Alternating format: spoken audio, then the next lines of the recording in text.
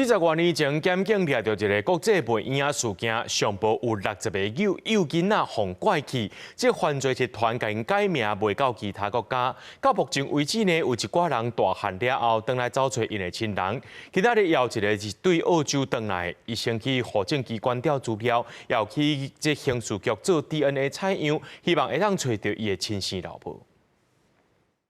This photo, which was taken when I was small, probably about 2 months old. Hopefully she can recognise this may be the last time that she saw me.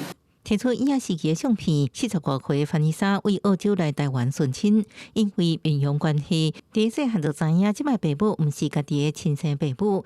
佮伫几个月之前，知影家己是互美英集团卖到国外，就决心看海找妈妈。 In case my mother didn't give me up intentionally, I want to give her the chance to know me and for me to know her. But even if she did give me up intentionally, I would like to tell her that I love her and say thank you for giving me a life.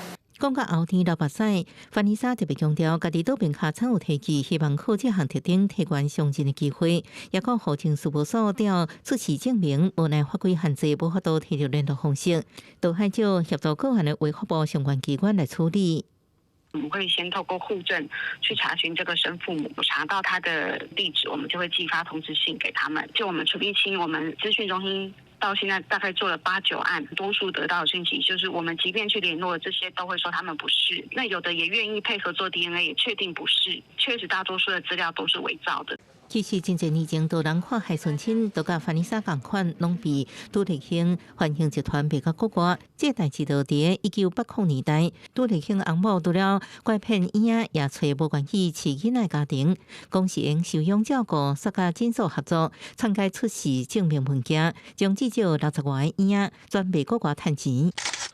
伊为着要互顺亲之路用搁较进一步，也到刑事局做 DNA 采样，比对资料库。 他的生母可能在台湾没有特别的一些相关的这个犯罪记录，或者说相关有被采集到相关的 DNA 的记录的话，可能要找到相关的一个就是相认要认亲。我个人觉得不是没机会，可是我觉得机会不是那么的高了。 就算机会渺茫，也袂放弃。范丽莎毋若希望照镜头用互妈妈看到，也希望搁较侪妈妈出面，找回因互杜立兴卖出国外囡仔。记者综合报道。